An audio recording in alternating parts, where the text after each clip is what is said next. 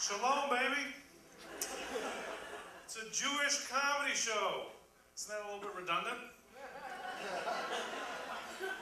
I've never heard of a Protestant etiquette coach. Because it goes without saying.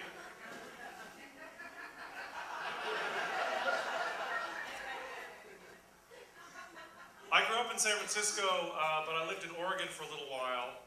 In Oregon, you have a curious mix of hippie, liberal, new age white people and gun-toting, Jesus-loving, gay-hating, redneck, white trash white people living together in perfect harmony.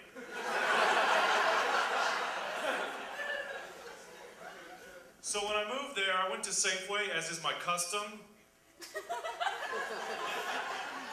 And in the produce section, I saw a white dude with a mullet, no shirt on, white pride tattooed on his chest, shopping for organic pears. Oregon is the only state where they'll beat the shit out of a black guy for not recycling. Oregon is the only state where you'll find a Toyota Prius hybrid up on blocks. They're confused.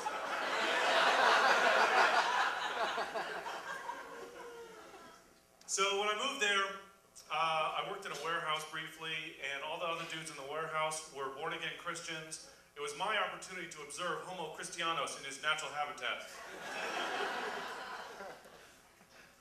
And they wore these t-shirts that were kind of comic booky t-shirts for this Jesus Northwest Festival, and they had pictures of Jesus kicking down walls, and Jesus punching demons in the face, and Jesus fighting crime. And they took a knife into the break room and carved on the table, "God rules." They're really into it. So I was talking to one of them, and he says to me, "Are you a Christian?"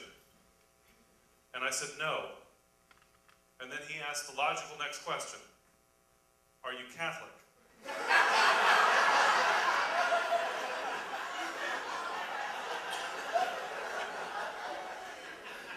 And I said, "No." And that's the end of the story. He walked away. He'd run out of ideas. I've racked my mind. Not Christian or Catholic. What else could you possibly be?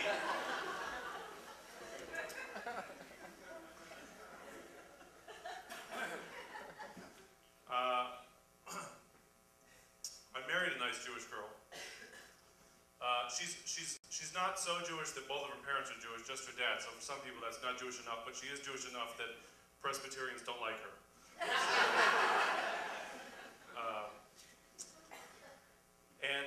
We actually, the first time we slept together was after a Seder. The Manischewitz Loganberry was flowing, let me tell you. That night was different from all other nights. I spoke to the burning bush, you know what I'm talking about? She found the afikomen, but that shit was leavened.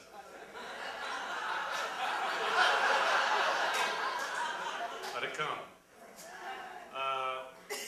So the Gentiles have been a little crazy this year, huh? Gotta keep an eye on them. We've got Mel Gibson this year, #1 friend of the Jews. Yeah, he was gonna do a mini-series on the Holocaust for Disney and they canceled it. I think that was a mistake. I think it's high time we got some television show about the Holocaust from the Nazi point of view.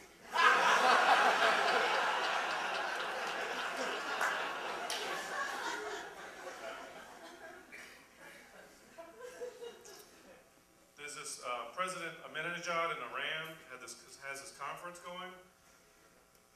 So I think people are more freaked out about him than they need to be, because my understanding of the Iranian constitution is that the president actually isn't in charge of anything. That the person who's in charge of Iran is the supreme Ayatollah commander, whatever guy. And the president, when they say president, they mean what we mean when we say Yosemite Sam.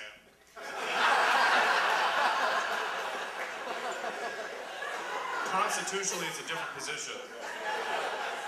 And I think he's just mad because he had a hard time playing the name game as a child. Ahmadinejad, Ahmadinejad, Ahmadinejad. Banana fana for fenanajon, fee fi for fenanajon, menanajon. That would fill you with hate, wouldn't it?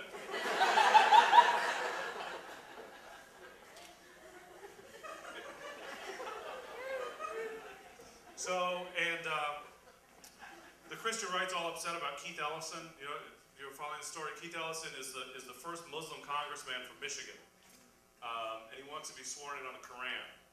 And there are all these Christian conservatives who are saying, if you can't be sworn in on our Bible, you shouldn't be able to hold office. So, like, I'm wondering, does Barbara Boxer get sworn in on just the first half? I'm a secular Jew. If I was elected, could I take the oath of office on the New Yorker?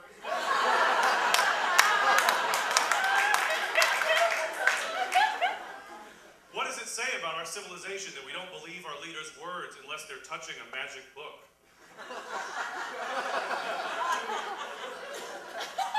I think if we were committed, we would have them take the oath of office on a magic 8-ball.